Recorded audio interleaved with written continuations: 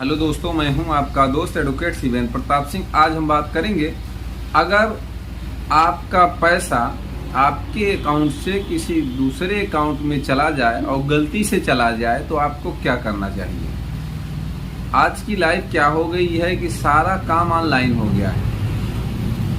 भीम पे, फोन पे, Paytm, ATM, Google पे, दुनिया भर के पे आ गए हैं आपके पास। तो इस तरह से अगर आपने ट्रांसफ़र करना चाहा किसी खाते में और चला गया किसी और खाते में, तो बड़ी समस्या ये हो जाती है कि अब हमारा पैसा मिले कैसे और क्या हम कर सकते हैं अपने पैसे के लिए। अक्सर लोगों की ये परेशानी हुआ करती है। तो आपको बताते चलें कि आरबीआई का ये रूल है कि सबसे बड़ी बात तो आप अकाउंट नंबर सही डालें, आईएफएससी कोड भी सही डालें, और फिर भी अगर मान लेते हैं गलती से चला जाता है किसी के खाते में और जिस बैंक में आपने खाते में पैसा डाला अगर उसी बैंक में गया है अगर पैसा, तो कोई बात नहीं, आप कस्टमर को सूचित करेंगे, एक एप्लीकेशन देंगे बैंक मैनेजर को।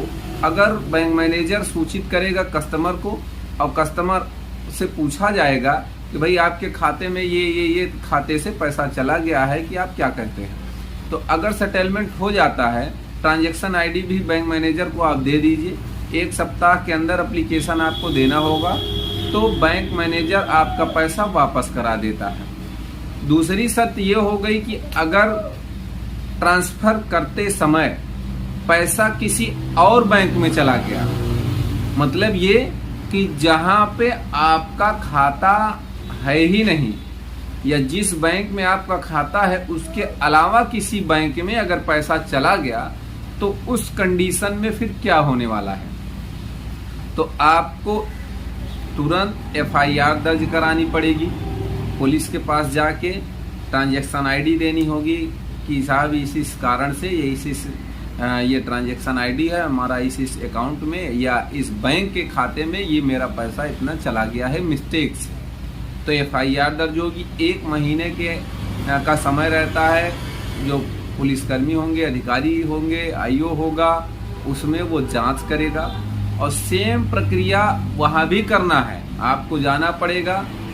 तो आपके बैंक से उस बैंक में ईमेल भेजा जाएगा, फ़ोन किया जाएगा कि आपके बैंक के कस्टमर के खाते में हमारे बैंक के कस्टमर के खाते से इतना पैसा ट्रांसफ़र हो गया है।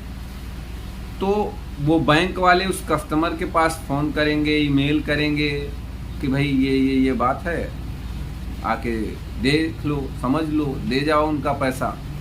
अगर वो आनाकानी करता है तो वो पहली बार फिर पुलिस उसके पास जाएगी, तो प्रूफ तो कर नहीं पाएगा कि कहाँ से पैसा इतना आ गया उसके खाते में, जितना भी आया तो प्रूफ तो कर नहीं पाएगा, तो उसको देना पड़ेगा। अब मान लेते हैं कि वो पैसा निकाल के खर्च कर दिया हो, ये भी तो समस्या आ सकती है कि भाई किसी के खाते में पैसा गया और वो खर्च कर दिया हो, तो उस कंडीशन में क्या होगा।